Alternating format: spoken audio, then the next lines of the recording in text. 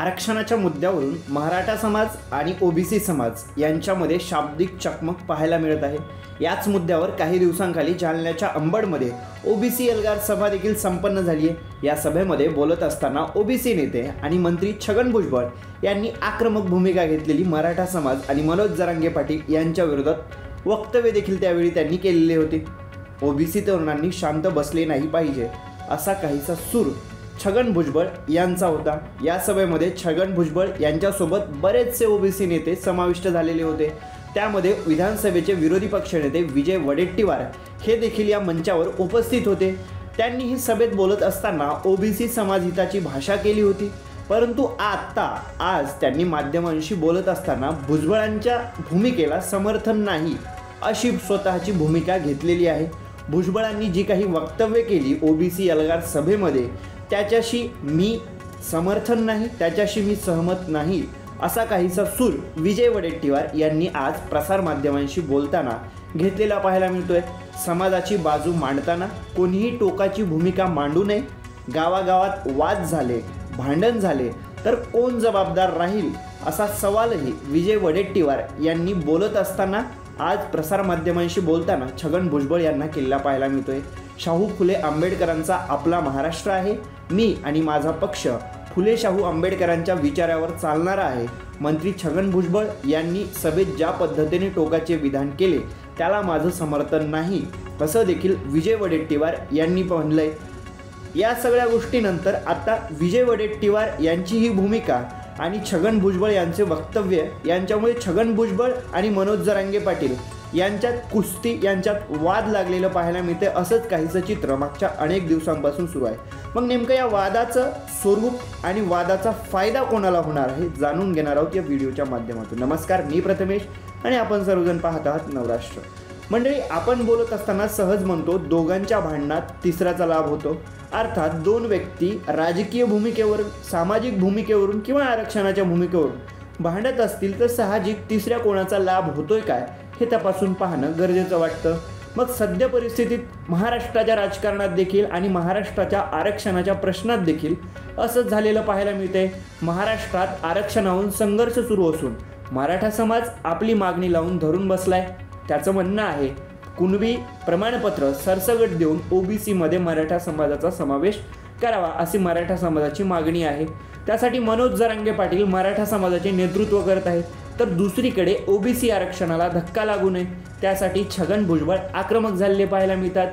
त्यांनी मराठा समाजाला सरसकट कुणबी प्रमाणपत्र देऊ नये अशी मागणी सुरुवातीपासून केली आहे आणि वेळोवेळी या गोष्टीवर ते ठाम राहिलेले आहेत। त्याबरोबरच असे झाले तर ओबीसीवर अन्याय होतोय अशी मांडणी देखील छगन भुजबळ यांनी त्यांच्या वक्तव्यातून, त्यांच्या बोलण्यातून, भाषणामधून वेळोवेळी दिलेली आहे। यामुळे मनोज जरांगे पाटील आणि छगन भुजबळ यांच्यामध्ये बऱ्याचदा वक्तव्यांची देवाणघेवाण झाली असून शाब्दिक हल्ले प्रतिहल्ले देखील झालेले आहेत। मग या दोघांच्या वादामध्ये, दोघांच्या या भांडणामध्ये शिवसेना ठाकरे गटाच्या नेत्या सुषमा अंधारे यांनी उडी घेत भाष्य केले। त्यांनी छगन भुजबळांना एक जाहीर पत्र लिहिले। या पत्रातून सुषमा अंधारे यांनी मराठा आणि ओबीसी आरक्षणाबाबत छगन भुजबळ यांच्या पटलेल्या आणि न पटलेल्या भूमिका सविस्तरपणे नमूद केलेल्या आहेत। मुळात मराठा समाज आरक्षण देणे ही केंद्रातील भाजपाची जबाबदारी आहे। आंतरवली सराटी येथील पोलिसांनी जो काही लाठीचार्ज केला, लाठीमारा केला, या घटनेला गृहमंत्र्यांचे अपयश कारणीभूत आहे। पण सध्या आरक्षणाच्या मुद्द्यावरून मनोज जरांगे पाटील आणि छगन भुजबळ यांच्यात सुरू असलेल्या नुरा कुस्तीचा फायदा भाजपाला होईल असं मत, असं वक्तव्य पत्रातून, जाहीर पत्रातून सुषमा अंधारे यांनी केलेलं पाहायला मिळते। म्हणजे सुषमा अंधारेंचं म्हणणं आहे जी काही नुरा कुस्ती, जे काही वाद सुरू आहेत छगन भुजबळ आणि मनोज जरांगे पाटील यांच्यात आरक्षणाच्या मुद्द्यावरून, त्याचा थेट फायदा भाजपाला होईल अशी मांडणी जाहीर पत्रातून सुषमा अंधारे यांनी केली। तसेच मराठा आरक्षणाच्या मुद्द्यावरून बीडमध्ये जी काही जाळपोळ झाली ती पूर्वनियोजित होती, पण ती मराठा आंदोलकांनीच केली असं तुम्ही कसं काय म्हणू शकता असा सवालही सुषमा अंधारे यांनी पत्राच्या माध्यमातून छगन भुजबळ यांना केलेला पाहायला मिळतोय। एकीकडे मुख्यमंत्री एकनाथ शिंदे यांनी म्हणायचं छत्रपती शिवाजी महाराजांची शपथ घेऊन मी मराठ्यांना आरक्षण देणार, तर दुसरीकडे फडणवीस यांनी सांगायचं, मी ओबीसींच्या आरक्षणाला धक्का लागू देणार नाही. हा सरकारचा दुटप्पीपणा आहे. मुख्यमंत्री मराठा आरक्षणाची बाजू घेत आहेत, मराठ्यांना आरक्षण देणार असं छत्रपती शिवाजी महाराजांची शपथ घेऊन सांगत आहेत, तर ओबीसींच्या आरक्षणाला धक्का लागणार नाही अशी भूमिका उपमुख्यमंत्री घेत आहेत. हा सरकारचा दुटप्पीपणा आहे असं भाष्य देखील या पत्राच्या माध्यमातून सुषमा अंधारे यांनी केलेलं पाहायला मिळते. मराठा आरक्षणाच्या विरोधात फडणवीसांना श्रद्धेय म्हणणारे गुणरत्न सदावर्ते यांनी याचिका दाखल करायची, तर दुसरीकडे मराठा आरक्षणाच्या विरोधात संघाचा समर्थक असणारे सराटे नावाच्या माणसाने याचिका दाखल करायची. एकीकडे भाजपामधीलच काही लोकांनी धनगर आरक्षणाची मागणी करायची आणि आम्हाला एसटीतून आरक्षण हवे आहे म्हणायचं, तर दुसरीकडे आमदार नरहरी झिरवळ यांनी त्या आरक्षणाला विरोध करत आमचे 25 आमदार राजीनामा देतील अशी भूमिका घ्यायची.